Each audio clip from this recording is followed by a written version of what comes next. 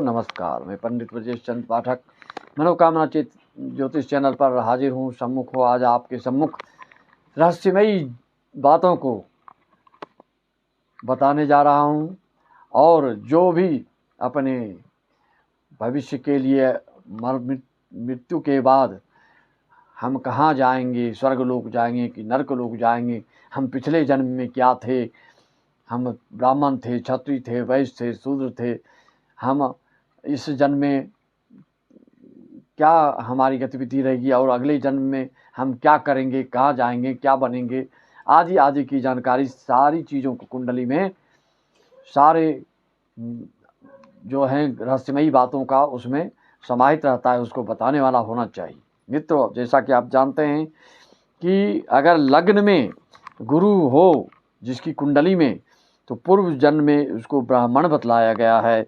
लग्नेश अगर मंगल सूर्य या मंगल सूर्य लग्न में बैठा हो, प्रथम भाव में बैठा हो, ऐसा जातक क्षत्रिय होता है। पूर्व जन्म में जिसके जन्म लग्न में बुध बैठा हो तो वह वैश्य होता है। द्वादश में गुरु केतु शुभ होते हैं, ऐसा जातक मृत्यु पश्चात मोक्ष को प्राप्त करते हैं। जिसके छठवें, आठवें, नौवें में गुरु हो तो वह देवलोक प्राप्त करता है। उपर्युक्त भाव में अगर चंद्र शुक्र हो तो पितृलोक में जाता है। छठवें, आठवें, नौवें होने से सूर्य या मंगल छठवें, सातवें, आठवें में हो तो वह पुनः इस मृत्यु लोक पर आता है। शनि, बुध छठवें, आठवें में हो तो ऐसा जातक नरकलोक में जाता है। लग्न से इस जन्म में, पंचम से पिछले जन्म का, नवम से अगले जन्म का पता चलता है। ज्योतिष शास्त्र में, मानसागरी आदि में इसका वर्णन है। लग्न में इस जन्म से, पंचम से पिछले जन्म के, नवम भाव से आने वाले जो जन्म आप लेने वाले हो उसका पता चलता है। इसके बारे में आप डॉक्टर ह्यूम, अमेरिकन वैज्ञानिक का नाम अगर सुना होगा तो जानते होंगे।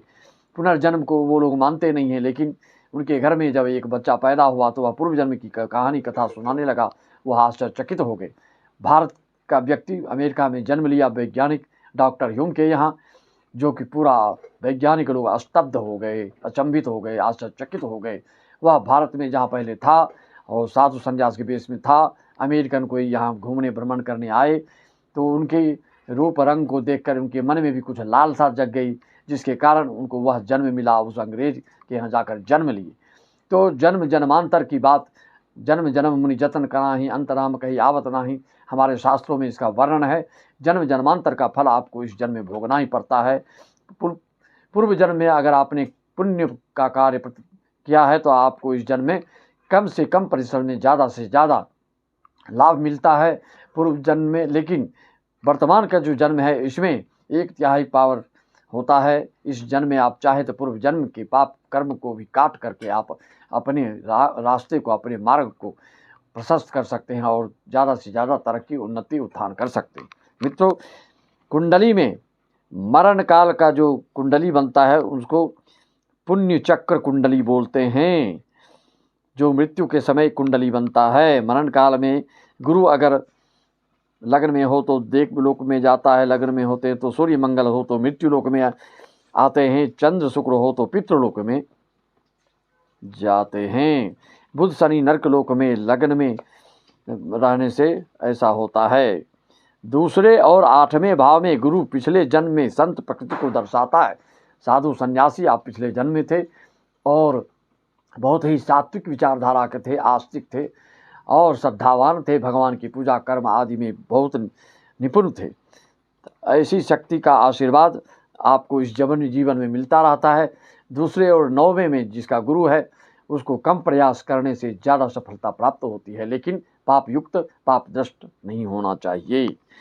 तृतीय भाव का गुरु पिछले जन्म में कोई सती हुई है, इसको दर्शाता है, जिसने जीवन में, इस जीवन में सुखमय जीवन व्यतीत करता है। अगर दूषित हो, प्रदूषित हो, पापयुक्त हो तो फिर यह जीवन भी आपका शारीरिक, मानसिक, आर्थिक दृष्टिकोण से दुखी हो सकता है। चौथे भाव में गुरु हो तो पूर्वज जो हैं वह आपके घर में वापस आकर कोई जन्म लिया है, इस बात को तय मानिए।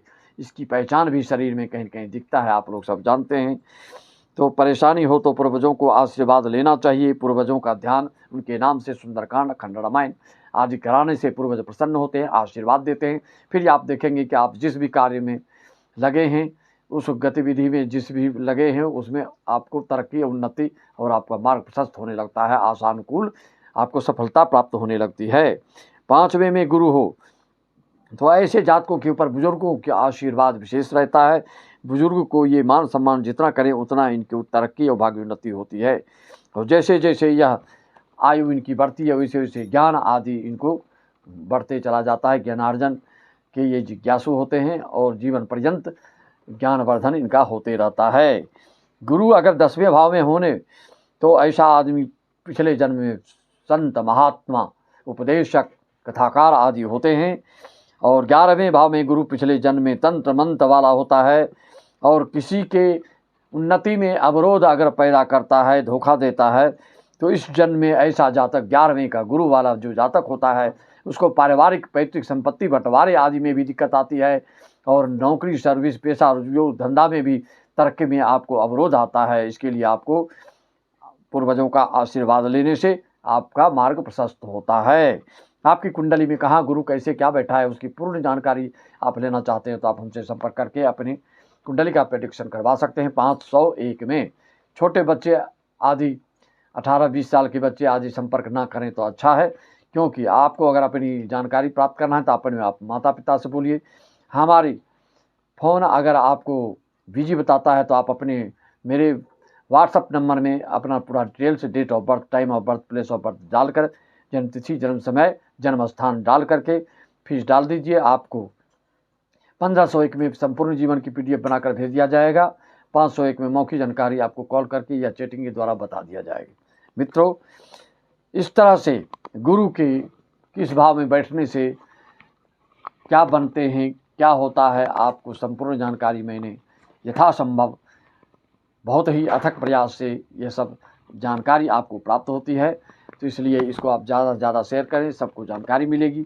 जिसके लिए कुंडली में गलत योग है इसको सुधार करके आप अच्छा फल प्राप्त कर सकते हैं। कभी कभी आप बोलते हैं कि मेरी कुंडली में सारे योग हैं लेकिन फल तो नहीं मिल रहा है, उसका यही कारण है जो मैंने अभी आपको अवगत कराया। उसी तरह से शनि के बारे में भी किस भाव में क्या होता है, पूर्व जन्म आप क्या होते हैं, शनि के भी देखने से आपकी कुंडली पता चल जाता है पिछले जन्म में क्या थे, इस जन्म में आपको संघर्ष या ज़्यादातर की उन्नति शनि की कृपा की विशेषता होती है, तभी आप हर चीज़ में सफल हो पाते हैं।